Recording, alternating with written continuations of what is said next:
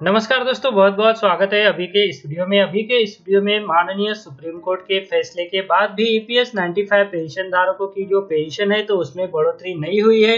EPS 95 pension धारकों के खाते में ऐसी कोई भी अमाउंट क्रेडिट नहीं हुई है।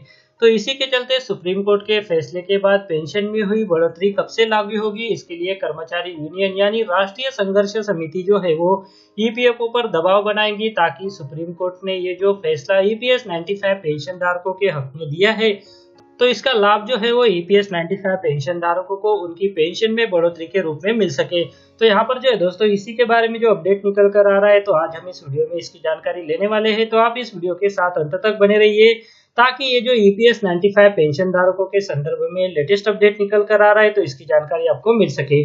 और दोस्तों, अगर आपने चैनल को अभी तक सब्सक्राइब नहीं किया है तो वीडियो के नीचे इस तरह का रेड कलर का बटन दिख रहा है, तो उस पर क्लिक करके आप चैनल को सब्सक्राइब कर लीजिए और उसके बाद जो बेल का बटन आएगा उसे भी आप प्रेस कर दीजिए, ताकि जो आने वाले वीडियो के नोटिफिकेशन है वो आपको टाइम पे मिल सके।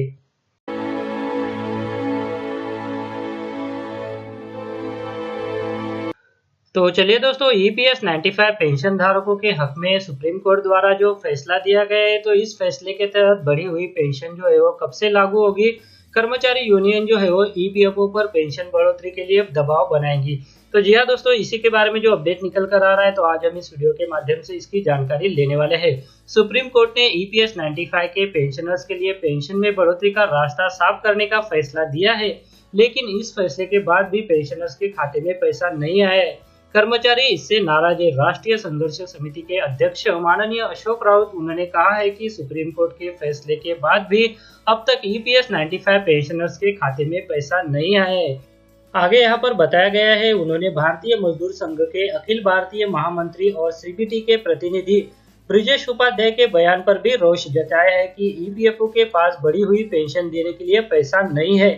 इसी बीच एक मीडिया रिपोर्ट में कहा गया है कि ईपीएफओ सुप्रीम कोर्ट के आदेश पर विचार कर रहा है, उसकी तरफ से अभी कोई बयान नहीं आया है। उपाध्याय ने कहा है कि ईपीएस 95 के पेंशनर्स को पेंशन देने के लिए सरकार को मदद करनी होगी। अगर बिना किसी मदद के इस निर्णय को अमल में लाया गया तो 4 साल में ही ईपीएफओ का सारा फंड खत्म हो जाएगा। आगे यहाँ पर कमांडर अशोक राउत ने कहा है कि भारतीय मजदूर संघ के महामंत्री सरकार के पक्ष में है या कामगारों के पक्ष में, यह पता नहीं चल रहा है। बीएमएस के महामंत्री के इस बयान की राजस्थान, महाराष्ट्र, दिल्ली सहित पूरे भारत में निंदा हो रही है। 26 राज्यों में फैले ईपीएस संगठन ने भी इसकी निंदा की है। आगे यहाँ पर कमांडर अशोक राउत ने कहा है कि बीएमएस के महामंत्री यह नहीं जानते कि ईपीएस 95 पेंशनर्स के 3.75 लाख करोड़ रुपए ईपीएफओ के पेंशन फंड में है, लेकिन पता नहीं है कि वह कौन से सरकारी फंड की बात कर रहे हैं। अगर भारतीय मजदूर संघ के अखिल भारतीय महामंत्री ने श्रमिक विरोधी बयान वापस नहीं लिया तो बीएमएस के दिल्ली स्थित कार्यालय पर राष्ट्रीय संघर्ष समिति की ओर से उनके खिलाफ विरोध प्रदर्शन किया जाएगा। आगे यहाँ पर केरल हाईकोर्ट द्वारा जो फैसला दिया गया है तो उसके बारे में बताते हुए कहा गया है कि केरल हाईकोर्ट के फैसले को बरकरार रखा। सुप्रीम कोर्ट ने ईपीएफओ की याचिका खारिज करते हुए 1 अप्रैल को केरल हाईकोर्ट के उस फैसले को बरकरार रखा है, जिसमें ईपीएस 95 पेंशनर्स को उनके पूरे वेतन के हिसाब से बढ़ी हुई पेंशन देने का आदेश दिया गया था। कमांडर अशोक राउत ने कहा, अभी तक सुप्रीम कोर्ट के फैसले पर अमल नहीं किया गया है। इस मामले में ईपीएफओ ने दूसरी याचिका दायर की है, जिसका फैसला 2 मई को होगा। आगे उन्होंने यह पे कहा है कि 1 सितंबर 2014 के बाद ईपीएस में जो लोग रिटायर हुए हैं, ईपीएफओ और सरकार ने पूरे वेतन पर उनकी पेंशन बंद कर दी थी। ईपीएस 95 के कुछ पेंशन धारक इस फैसले के खिलाफ केरल उच्च न्यायालय गए। केरल उच्च न्यायालय ने कहा कि ईपीएफओ ऐसा नहीं कर सकती और जो लोग पूरे वेतन पर पेंशन चाहते हैं वे पूरे वेतन पर अंशदान दे और पूरे वेतन पर पेंशन ले। इस पर केरल उच्च न्यायालय ने कहा कि पिछले साल का वेतन ही औसत माना जा सकता है। आगे यहाँ पर बताया गया है, केरल हाईकोर्ट ने ईपीएफओ के खिलाफ और कर्मचारियों के पक्ष में फैसला दिया। इसके खिलाफ ईपीएफओ ने सुप्रीम कोर्ट में याचिका दायर की थी। सुप्रीम कोर्ट ने 1 अप्रैल को याचिका को खारिज करते हुए ईपीएस पेंशनर्स के पक्ष में फैसला फिर से दिया।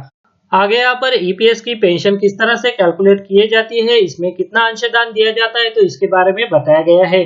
पेंशन के कैलकुलेशन के संदर्भ में मैंने पहले ही एक वीडियो अपलोड किया है, जिसमें मैंने आपको डिटेल में बताया है कि आप सुप्रीम कोर्ट के आदेश से पहले किस तरह से आपका पेंशन का कैलकुलेशन कर सकते हैं और सुप्रीम कोर्ट के आदेश के बाद आपकी जो पेंशन है तो इसका कैलकुलेशन आप किस तरह से कर सकते हैं, तो इसके लिए मैंने पहले ही एक वीडियो बनाया है, तो वीडियो आप देखकर आप पेंशन का कैलकुलेशन भी कर सकते हैं। तो यहाँ पर जो है दोस्तों सुप्रीम कोर्ट के फैसले के बाद भी ईपीएस 95 पेंशन धारकों की पेंशन में जो है वो बढ़ोतरी नहीं की गई है। और राष्ट्रीय संघर्ष समिति के जो अध्यक्ष है माननीय कमांडर अशोक जी राउत, तो उन्होंने कहा है कि सुप्रीम कोर्ट के फैसले के बाद ईपीएस 95 पेंशन धारकों के खाते में कोई भी पैसा नहीं आया है। सुप्रीम कोर्ट के आदेश को लागू करवाने के लिए राष्ट्रीय संघर्ष समिति द्वारा दबाव बनाया जाएगा ताकि ईपीएस 95 पेंशन धारकों की जो पेंशन है तो उसमें बढ़ोतरी हो सके। तो यहाँ पर जो है दोस्तों ईपीएस 95 पेंशन धारकों के हक में जो सुप्रीम कोर्ट ने फैसला दिया है, इसके बावजूद भी अभी ईपीएस 95 पेंशन धारकों की जो पेंशन है तो उसमें बढ़ोतरी नहीं हुई है। तो यहाँ पर जो है दोस्तों इसी के चलते कर्मचारी यूनियन जो है वो ईपीएफओ पर दबाव बनाएगा। तो इसी के बारे में जो अपडेट निकल कर आ रहा था, तो आज हमने इस वीडियो में डिटेल में इसकी जानकारी ली। अगर आपको ये वीडियो अच्छा लगा है तो इस वीडियो को लाइक जरूर कीजिए और दूसरों के साथ भी शेयर कीजिए ताकि ये जो इम्पोर्टेंट अपडेट निकल कर आ रहा है तो इसकी जानकारी बाकी पेंशन धारकों को भी मिल सके। तो बस दोस्तों इस वीडियो में बस इतना ही। आगे भी ऐसे अपडेट जानने के लिए अगर आपने चैनल को अभी तक सब्सक्राइब नहीं किया है तो वीडियो के नीचे इस तरह का जो रेड कलर का बटन आपको दिखाई दे रहा है उसे प्रेस करके आप चैनल को सब्सक्राइब कर लीजिए और उसके बाद जो बेल का बटन आएगा उसे भी आप प्रेस कर दीजिए ताकि जो आने वाले अपडेट है वो किसी भी तरह से आपसे मिस ना हो सके। इस वीडियो को देखने के लिए आपका बहुत बहुत धन्यवाद। अगर आपको कोई सवाल है या फिर कोई कमेंट है तो आप इस वीडियो के नीचे जो कमेंट बॉक्स है वहाँ पे कर सकते हैं। और साथ में दोस्तों अगर आप मेरे चैनल पे पहली बार विजिट करें तो मेरे चैनल को सब्सक्राइब कीजिए और जो उसके बाद बेल का आइकॉन आएगा उसे भी आप प्रेस कर दीजिए ताकि मेरे जो आने वाले वीडियोज़ है वो सबसे पहले आपको देखने को मिल सके।